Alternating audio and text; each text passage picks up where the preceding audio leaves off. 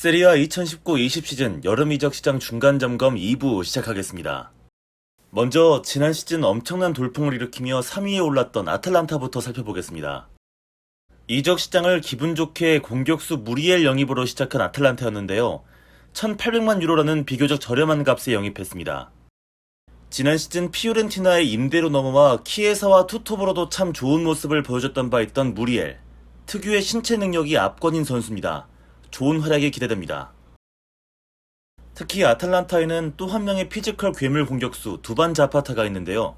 다음 시즌 이 투톱을 막으려면 수비수들 골병 좀 들 것 같습니다. 또 벨기에 리그 겐크에서 미드필더 루슬란 말리노프스키를 1,300만 유로 영입했습니다. 다소 생소한 선수를 아탈란타 입장에서는 꽤 큰 거금을 들여 영입했는데요. 무엇보다 킥력이 아주 돋보이는 선수입니다. 덕분에 득점력도 꽤 있습니다. 아탈란타가 또 어떻게 키워낼지 벌써부터 궁금해집니다. 다만 아탈란타는 이번 시즌도 주축을 뺏기고 시작합니다. 수비의 중심 지안루카 만치니를 로마로 보냈는데요. 수비 쪽에 조금은 우려가 생기는 건 사실입니다. 수비의 빈자리를 채우기 위해 추억의 이름 스크르테를 영입하고 98년생 센터백 바니에르를 시타델라에서 500만 유로에 영입합니다. 챔스까지 나가야 하는데 아무리 생각해도 불안합니다. 특히 바니에르는 지난 시즌에 아탈란타로 임대로 넘어와 장기 부상을 당하면서 단 한 경기도 뛰지 못했는데요. 이게 괜찮을까요? 하지만 언제는 아탈란타가 좋은 전력이었나요? 이번 시즌도 가스페리니 갓동님만 믿습니다. 다음은 AC 밀란입니다. FFP 징계로 유로파리그 진출도 좌절되고 자금 사정도 좋지 않은 상황인데요. 하지만 이적 시작은 나쁘지 않은 흐름입니다. 레알 마드리드에서 왼쪽 풀백 테오 에르난데스를 영입하며 스타트를 끊었습니다. 다만 오자마자 첫 경기에서 부상을 당하며 큰 우려를 낳았는데요. 하지만 다행히 큰 부상이 아니어서 시즌 초에 돌아올 것 같습니다. 그리고 선수 영입을 위해서 자본이득을 만들 필요가 있던 밀란은 팬들에게 가장 사랑을 많이 받던 유스 출신 쿠트로네를 울버햄튼으로 넘깁니다. 유스 판매기 때문에 FFP에서 엄청난 자본이득을 가져올 수 있는 판매입니다. 사실 개인적으로도 이 판매는 나쁘지 않았다고 생각합니다. 돈도 돈이지만 일단 팀의 간판 공격수 피용택과 너무 스타일이 겹치기 때문입니다. 그리고 새 공격수로 릴에서 하파엘 레앙을 영입했습니다. 이적료는 옵션 포함 2,800만 유로. 일단 FFP 상으로는 꽤 많이 남겨먹었습니다. 저는 레앙을 영입하는 것이 조금 의아했는데 프리시즌을 보고 괜찮겠다 싶었습니다. 전진성이 있기 때문에 투톱에서 피용택의 좋은 파트너가 될 수 있을 것 같습니다. 그나저나 레앙이 2,800만 유로인데 피용택이 3,500만 유로라니 밀란 팬분들 복받은 줄 아셔야 합니다. 인테르 루카쿠한테 돈 꼬라박는 거 보셨죠? 그리고 미드필더 보강에 나서기 시작한 밀란. 첫 타겟은 사수올로의 센시였는데 인테르에 뺏깁니다. 다음 타겟은 피오렌티나의 베레투였는데요. 어이쿠야, 이번엔 로마가 채갑니다. 그래서 급하게 다른 매물을 물색했는데 플랜이 빠그라진 것 치고는 괜찮았습니다. 엠폴리에서 쿠르니치를 싼 값에 데려온 것을 시작으로 역시 엠폴리에서 이스마일 베나세르를 데려왔습니다. 꽤 준수한 영입이라고 생각합니다. 특히 베나세르는 기술과 득점력이 뛰어난 것은 물론 전진 드리블도 준수한 자원으로 4-3-1-2 밀란 전술에서 메잘라로를 훌륭하게 소화할 것으로 기대가 됩니다. 얼마 전에는 자국 알제리를 아프리카 네이션스컵 우승으로 이끌며 대회 MVP를 수상하기도 했습니다. 그나저나 이 시점에서 엠폴리가 참 불쌍하고 미안해집니다. 리그 최종전에서 인테르에 패하며 강등당하고 밀란에게는 미드필더 2명을 싼 값에 뜯기니 밀라노 형제한테 다구리를 쳐맞은 셈이 된 거죠. 밀라노한테는 쌍욕을 퍼부어도 저는 이해하겠습니다. 다 가져가야만 숙이 후련했냐? 또한 밀란의 센터백 자원은 약간 도박성이 있어 보이는데요. 브라질에서 두아르테를 영입했습니다. 일단 칼다라가 이딴 부상으로 전설의 포켓몬이 되어버린 상황에서 다른 센터백들의 분발이 필요한데 프리시즌에서 중용받고 있는 가비아와 더불어 두아르테의 활약이 절실해 보입니다.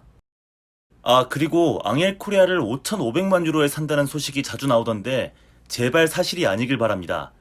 윙 없는 전술 쓸 예정인데 공미로 쓸 거면 수소가 있고 공격수로 쓸 거면 그냥 저 돈 쓰지 말고 앙드레 실바 쓰는 게 낫다고 생각합니다. 다음은 AS 로마를 살펴보겠습니다. 챔피언스 리그 진출도 실패하면서 FFP 압박을 또다시 받게 된 로마였는데요. 놀라운 딜을 성공시키면서 일단 FFP 요건을 충족시켰습니다. 유스 수비수 루카 펠레그리니를 유벤투스로 보내고 지난 시즌 활약이 꽤 좋았던 풀백 스피나졸라를 데려오면서 자본이득도 엄청 땡긴 겁니다. 펠레그리니가 유스 출신이기 때문에 FFP 계산으로 자본이득이 꽤 됩니다. 활약이 좋지만 언제 훅 가도 이상하지 않을 나이에 콜라로프를 대비하는 자원으로서는 최상급의 자원을, 그것도 FFP도 넘어가면서 데려온 셈입니다. 왼쪽에 산톤을 쓸 수는 없는 노릇이지 않습니까? 이후 로마는 나폴리에게 정상급 센터백 마놀라스를 바이아웃 3,600만 유로에 보냈는데 아탈란타에서 좋은 활약을 보였던 센터백 지안루카 만치니를 데려오며 일단 공백을 메웠습니다. 좋은 영입이긴 한데 어째 아탈란타 산이라는 게 약간은 쎄합니다. 이상하게 아탈란타만 나오면 하향세를 타는 선수들이 원체 많다 보니까요. 대충 생각나는 선수만 적었는데도 이 정도나 나옵니다. 그리고 미드필더 보강에 나선 로마, 첫 스타트는 나폴리의 아마두 디아와라였습니다. 글쎄요, 디아와라가 후방에서 양질의 패스를 뿌려줄 수 있는 좋은 능력을 갖고 있는 건 확실합니다. 그런데 이 선수가 나폴리에서 자리를 제대로 잡지 못해 성장이 정체되어 있는 상태였는데 과연 로마에게 어떤 결과가 될지 지켜볼 필요는 있겠습니다. 또한 로마는 인테르로 다 넘어간 줄 알았던 바렐라를 채가기 위해 움직이는데요. 공격수 데프렐까지 얹어주는 조건으로 칼리아리의 마음을 빼앗습니다. 하지만 정작 선수 본인의 마음을 얻지 못한 로마. 바렐라가 온리 인테르를 부르짖는 바람에 결국 바렐라 영입에 실패하고 말았습니다. 아직까지 이해는 잘 안 갑니다. 왜 그렇게 얘가 인테르만 고집했는지. 챔스 때문에 그랬을까요?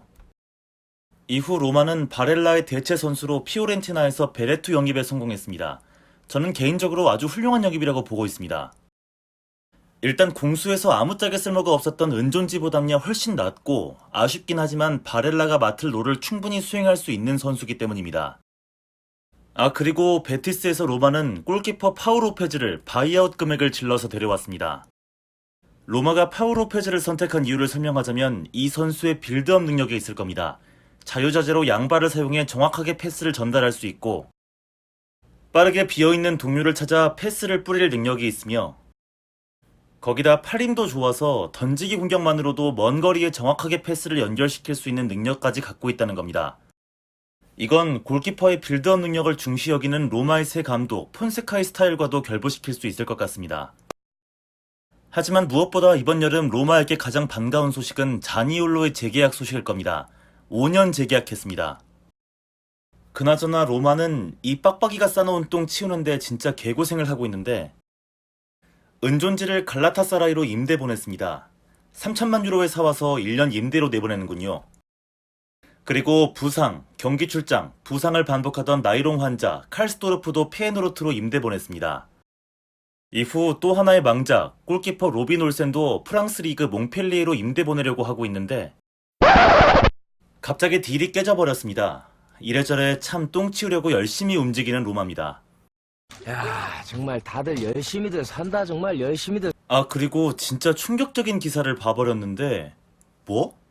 네가 그런 말 할 처지야? 로마에서 2시즌 뛰면서 부상은 이따만큼이나 당하면서 2년 동안 리그 딱 12경기 뛰어놓고 병원에 있느라 팀 분위기도 몰랐을 텐데 말입니다. 아니 무엇보다 너 임대 신분이야 임마. 입 조심 좀 해라. 그럼 뭐가 문제냐? 주둥이가 문제지. 그렇지. 주둥이가 문제지. 어쨌든 로마는 이제 토비가 됐든 루가니가 됐든 믿음직한 센터백 한 명만 더 보강을 하면 좋겠다 싶은데요. 뜬금없이 영상을 만들고 있던 와중에 터키 출신 97년생 멀트 채틴이라는 선수를 영입했다는 기사가 나오는군요.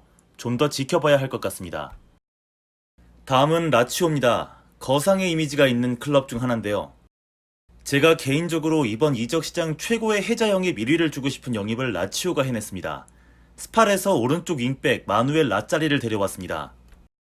오른쪽 윙백에서 드리블과 크로스 모두 뛰어난 선수로 스팔에서 몇 년째 두각을 드러내고 있는 선수인데요. 지난 시즌 기라성 같은 공격 자원들을 제치고 비교적 약팀인 스팔에서 어시스트 순위 5위를 기록하기도 했습니다. 특히 라치오 팬들은 더 이상 마루시치를 보며 속 터지지 않아도 된다는 안도감을 얻을 수 있습니다. 그리고 라치오는 세리아의 거상답게 미친 영입을 하나 해버리는데 말라가에서 윙어 조니를 무려 200만 유로에 데려왔습니다. 얘는 심지어 지난 시즌 라리가에서 어시스트 3위였습니다.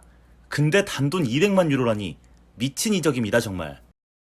이어 센터백 자리를 채우기 위해 코펜하겐에서 역시 저렴한 값으로 96년생 데니스 바브로를 데려왔는데 능력은 좋은 선수라는데 일단 검증은 좀 필요하겠습니다. 라치오의 방출 작업에서 눈여겨볼 점은 조르제 멘데스에게 사기당해서 산 두 선수 페드로 네투와 브루노 조르당이 울버햄튼으로 떠났다는 겁니다. 그래도 800만 유로 정도는 벌었습니다.